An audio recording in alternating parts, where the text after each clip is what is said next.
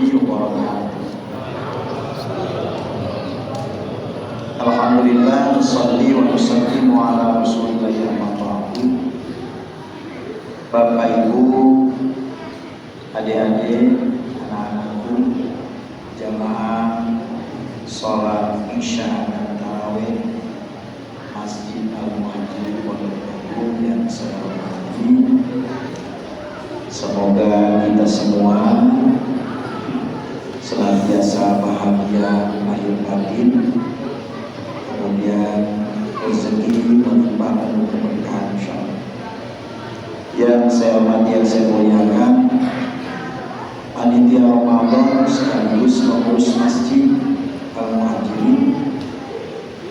Semoga bapak-bapak senantiasa diberikan kesehatan, kesabaran, kebuletan, inovasi, kreasi, dan juga ketabahan dalam memimpin masjid ini sebagai tugas dan tanggung jawab yang akan berpengaruh kepada investasi amal soleh kita di akhirat kelak. Para jamaah sekalian, ada 13 pintu rezeki. Ini ulama dengan bazul mustinya mengerahkan segala daya upaya pemikirannya. Kesimpulan dari ayat-ayat Al-Quran dan hadis Rasul Sallallahu Alaihi Wasallam, maka ulama-ulama yang mukhlis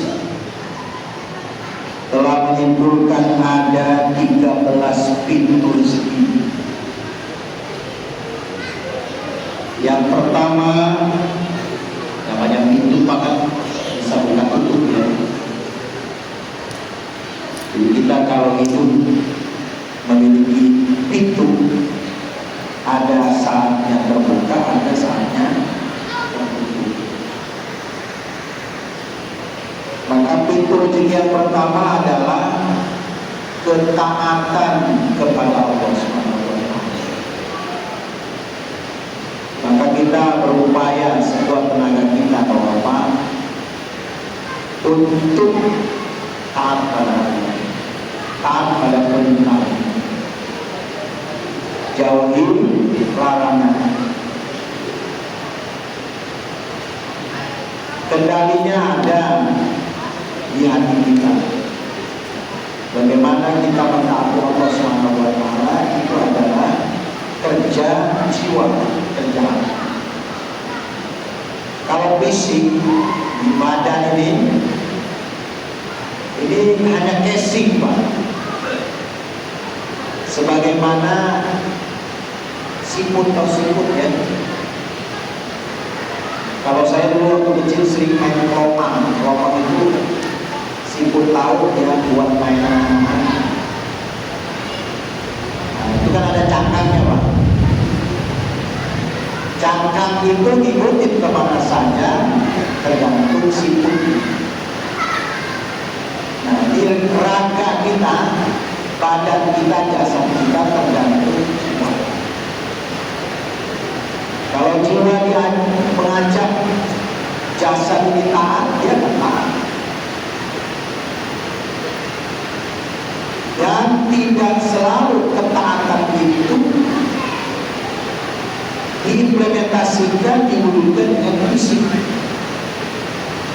It's okay kalau sholat, ya, haji itu dibuktikan dengan fisik. Ada ruku, ada sujud, ada sholat, ada tidak, ada berdiri tegak, ada baca baca. Begitu juga haji, harus ke Mekah, hukumnya di Arafah, tidak boleh tanggal lain kecuali tanggal 9 Zulhijjah. Tawafnya hanya di Ka'bah, tidak bisa di Monas. Itu fisik. Tapi terlalu banyak aktivitas jiwa kita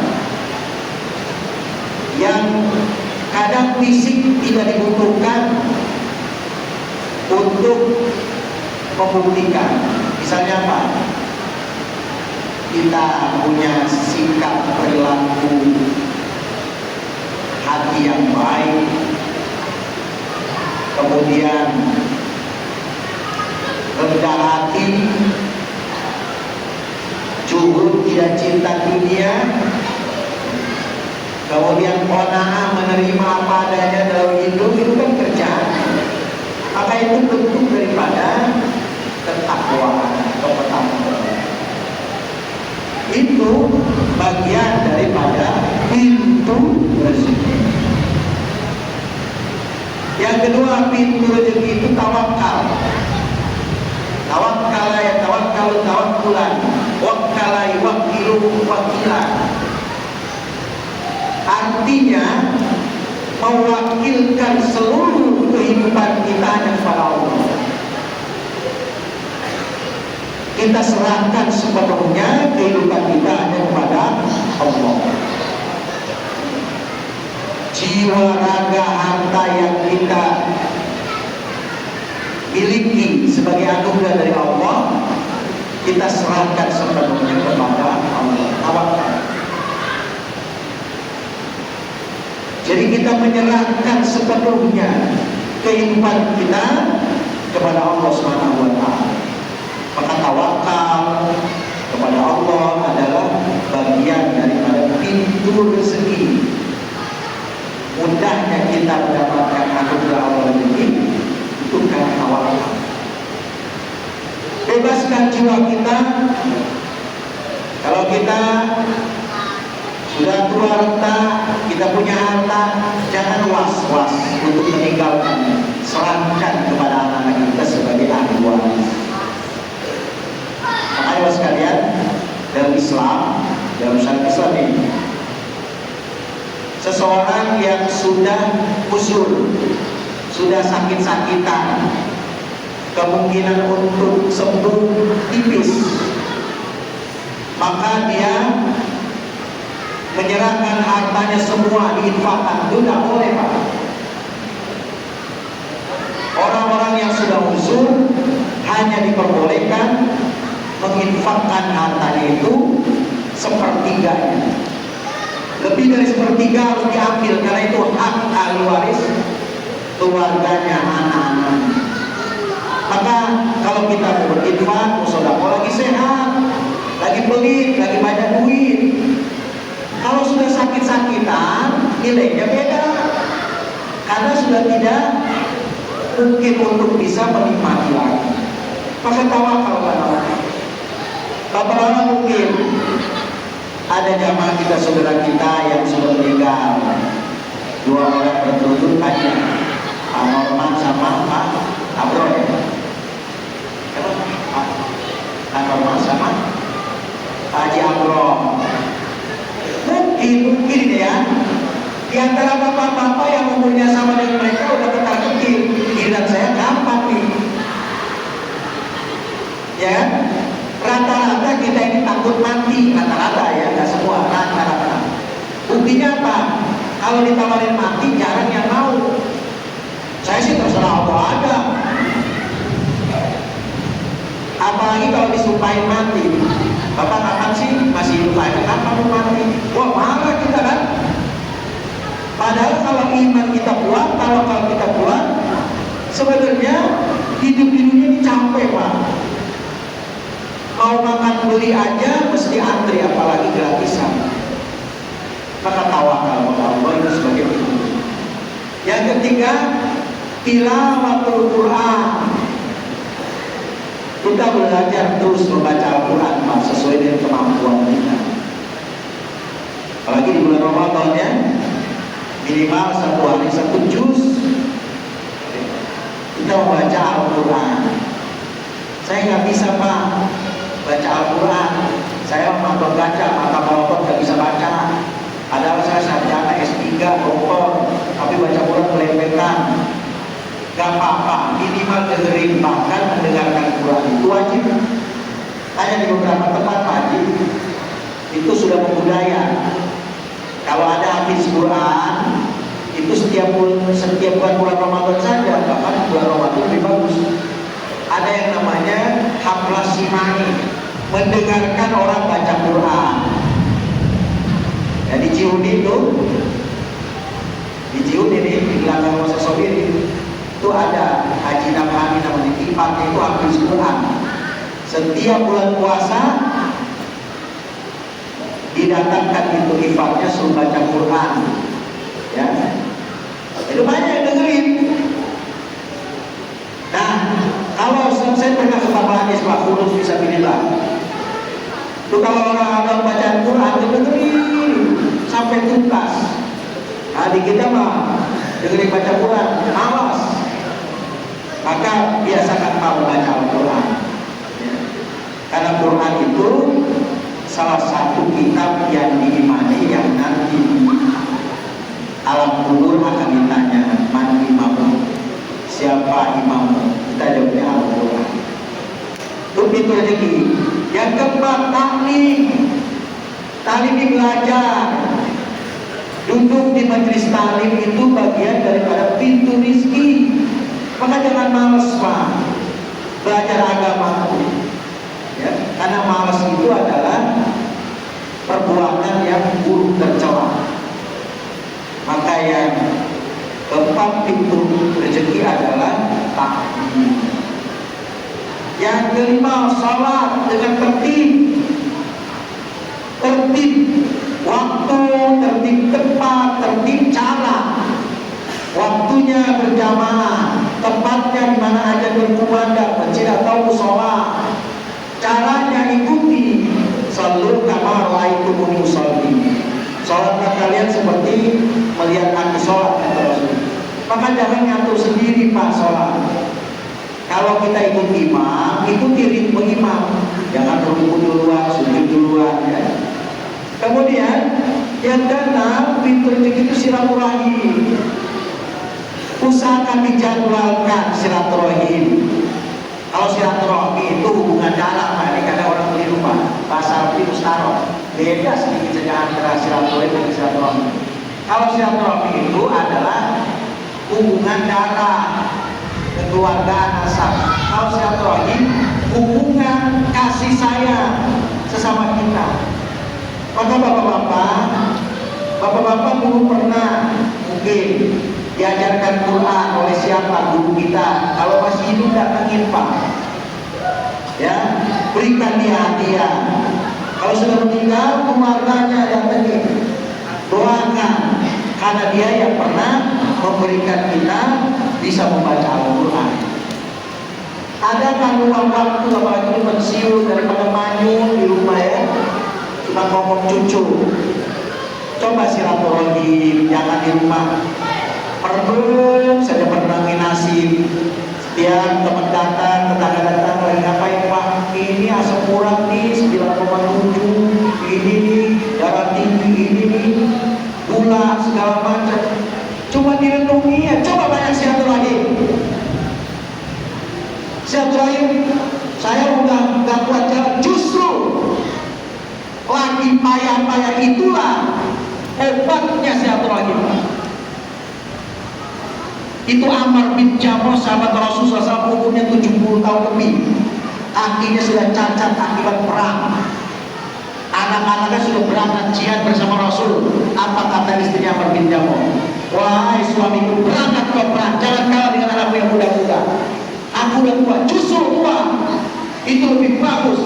Akhirnya mati syahid.